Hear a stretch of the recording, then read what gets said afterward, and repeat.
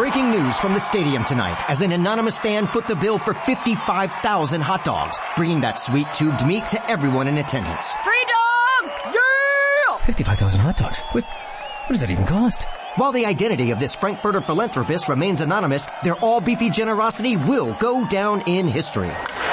The new Mega Millions. More to win means more to give. How you spend it is up to you. Yeah! For game odds and details, visit SCEducationLottery.com.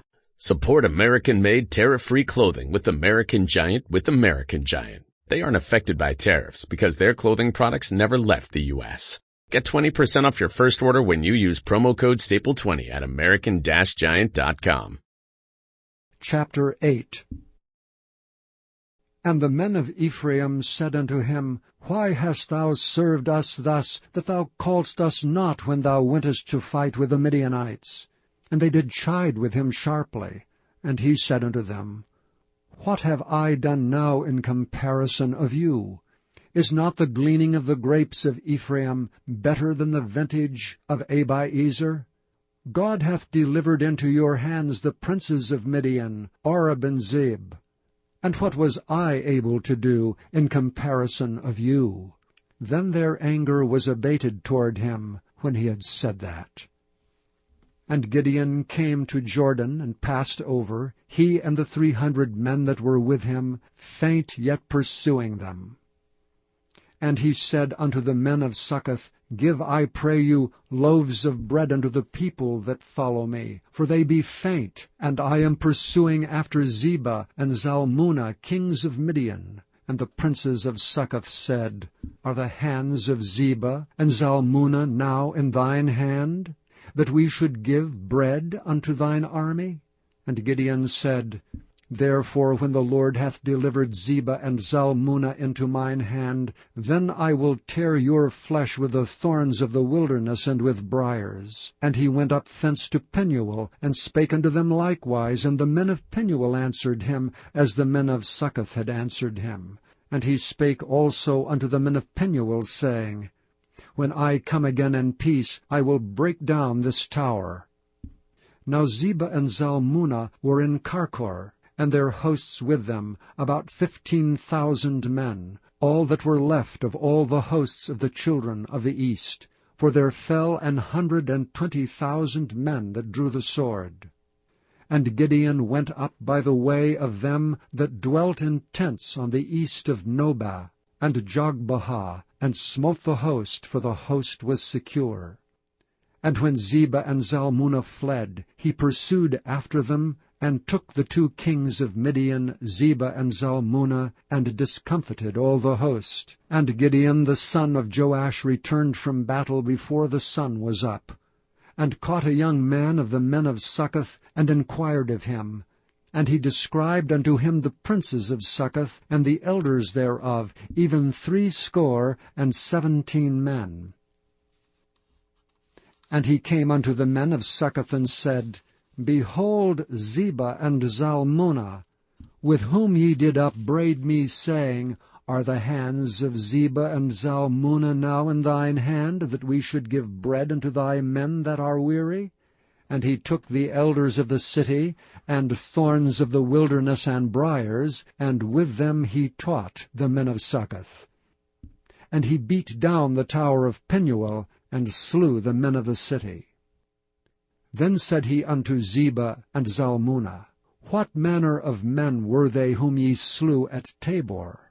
And they answered, As thou art, so were they. Each one resembled the children of a king. And he said, They were my brethren, even the sons of my mother. As the Lord liveth, if ye had saved them alive, I would not slay you. And he said unto Jether his firstborn, Up, and slay them. But the youth drew not his sword, for he feared, because he was yet a youth. Then Zebah and Zalmunna said, Rise thou and fall upon us, for as the man is, so is his strength. And Gideon arose and slew Zebah and Zalmunna, and took away the ornaments that were on their camels' necks. Then the men of Israel said unto Gideon, Rule thou over us, both thou and thy son's son also, for thou hast delivered us from the hand of Midian. And Gideon said unto them, I will not rule over you, neither shall my son rule over you. The Lord shall rule over you. And Gideon said unto them, I would desire a request of you, that ye would give me every man the earrings of his prey, for they had golden earrings, because they were Ishmaelites. And they answered, We will willingly give them. And they spread a garment, and did cast therein every man the earrings of his prey. And the weight of the golden earrings that he requested was 1,700 shekels of gold, beside ornaments and collars and purple raiment that was on the kings of Midian, and beside the chains that were about their camels' necks. And Gideon made an ephod thereof, and put it in his city, even in Ophrah. And all Israel went thither a-whoring after it, which thing became a snare unto Gideon and to his house.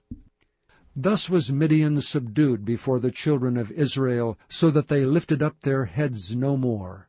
And the country was in quietness 40 years in the days of Gideon. And Jerubbaal the son of Joash went and dwelt in his own house. And Gideon had 70 sons of his body begotten, for he had many wives.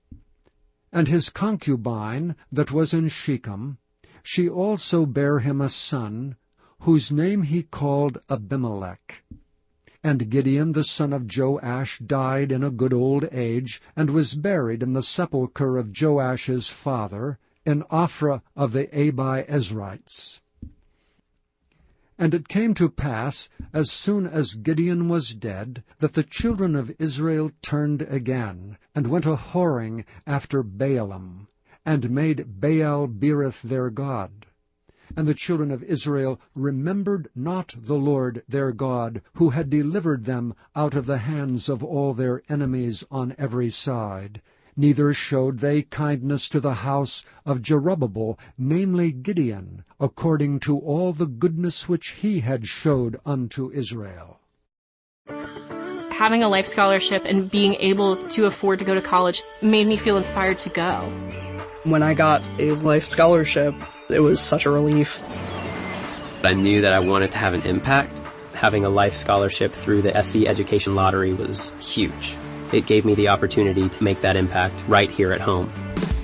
The South Carolina Education Lottery. A better you, a better us, a better South Carolina. Visit sceducationlottery.com/betteryou. We interrupt this program to bring you an important Wayfair message. Wayfair's got style tips for every home. This is Styles McKenzie helping you make those rooms sing. Today's style tip. When it comes to making a statement, treat bold patterns like neutrals. Go wild, like an untamed animal print area rug under a rustic farmhouse table from Wayfair.com. Arr, fierce. This has been your Wayfair style tip to keep those interiors superior. Wayfair, every style, every home. We interrupt this program to bring you an important Wayfair message. Wayfair's got style tips for every home. This is Nicole Byer, helping you make those rooms flyer. Today's style tip, when it comes to making a statement, treat bold patterns like neutrals. Go wild! Like an untamed animal print area rug under a rustic farmhouse table from Wayfair.com. Ooh, fierce! This has been your Wayfair style tip to keep those interiors superior. Wayfair, every style, every home.